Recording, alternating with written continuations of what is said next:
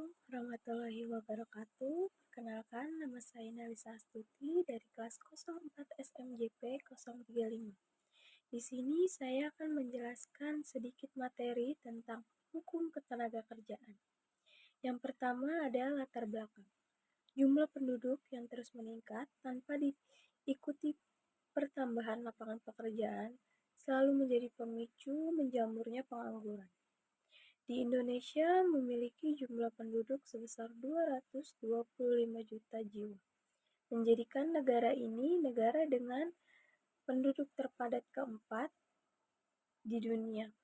Hal tersebut sesuai dengan Undang-Undang Nomor 3 Tahun 2003 Pasal 3 tentang Ketenagakerjaan yang memuat adanya pelaksanaan pembangunan ketenagakerjaan dapat terwujud dengan melibatkan peranan pemerintah, pengusaha, dan pekerja atau buruh.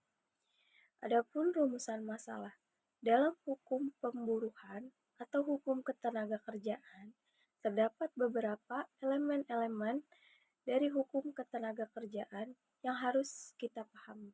Contohnya, seperti tenaga kerja, pekerja atau buruh, pemberi kerja, pengusaha, perusahaan, dan lain-lain.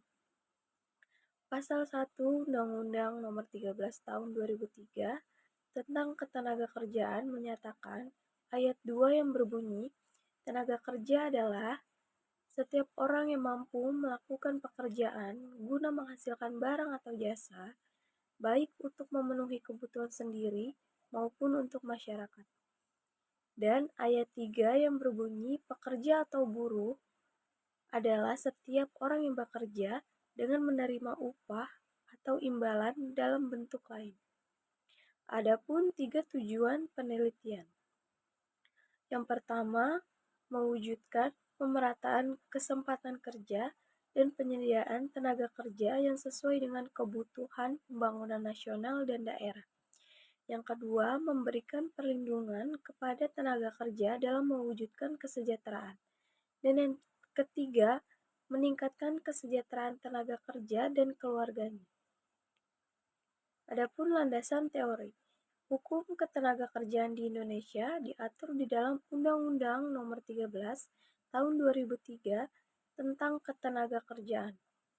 Hukum ketenagakerjaan mengatur tentang segala hal yang berhubungan dengan tenaga kerja pada waktu sebelum, selama, dan sesudah kerja.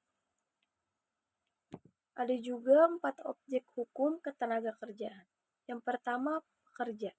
Apa sih pekerja itu? Pekerja adalah tenaga kerja yang bekerja di dalam hubungan kerja pada pengusaha dengan menerima upah. Yang kedua, pengusaha. Pengusaha adalah setiap orang yang menjalankan perusahaan dengan memberikan pekerjaan kepada orang lain dan pemberian imbalan dalam bentuk upah atas pekerjaan yang telah dilakukan oleh si pekerja. Yang ketiga, organisasi buruh.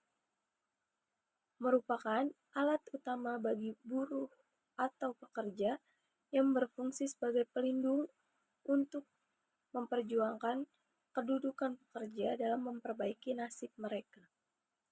Dan yang terakhir, yang keempat ada ruang lingkup. Ketenagakerjaan Logeman berpendapat bahwa lingkup berlakunya suatu hukum ialah suatu bidang atau keadaan di mana kaidah hukum itu berlaku. Adapun sumber hukum, yang pertama ada peraturan perundang-undangan, kebiasaan, peraturan pengadilan hubungan industrial, dan yang terakhir traktat. Peran pemerintah sebagai protektor atau penegak hukum, maka dibentuklah Undang-Undang Nomor 13 Tahun 2003 tentang Ketenagakerjaan. Mengandung serat mencerminkan nilai sebagai berikut. Yang pertama, kepastian hukum. Yang kedua, kegunaan, dan yang ketiga, nilai keadilan. Adapun hak dan kewajiban pihak dalam perjanjian kerja. Subjek dari perjanjian kerja adalah orang-orang yang terkait oleh perjanjian yang dibuatnya, hak dan kewajiban subjek kerja, di mana hak merupakan suatu tuntutan atau keinginan yang diperoleh oleh subjek kerja atau pengusaha dan pekerja. Sedangkan kewajiban adalah para pihak yang disebut prestasi. Pasal 5, setiap tenaga kerja berhak memiliki kesempatan kerja yang sama tanpa diskriminasi untuk memperoleh pekerjaan. Pasal 6, setiap pekerja atau buruh berhak memperoleh perlakuan yang sama tanpa diskriminasi dari pengusaha. Dan yang terakhir ada perjanjian pemburuhan atau ketenaga kerjaan. Perjanjian perburuhan adalah perjanjian yang merupakan hasil perundingan antara serikat pekerja atau serikat buruh atau beberapa serikat pekerja, serikat buruh yang tercatat pada instansi yang bertanggung jawab di bidang ketenaga kerjaan dengan pengusaha atau beberapa pengusaha atau perkumpulan pengusaha. Sekian materi yang bisa saya sampaikan hari ini. Semoga bermanfaat untuk kalian. Bila ada kata-kata yang kurang enak didengar atau banyak kata-kata yang salah diucapkan dari mulut saya, mohon dimaafkan. Wabillahi taufiq wal hidayah. Wassalamualaikum warahmatullahi wabarakatuh.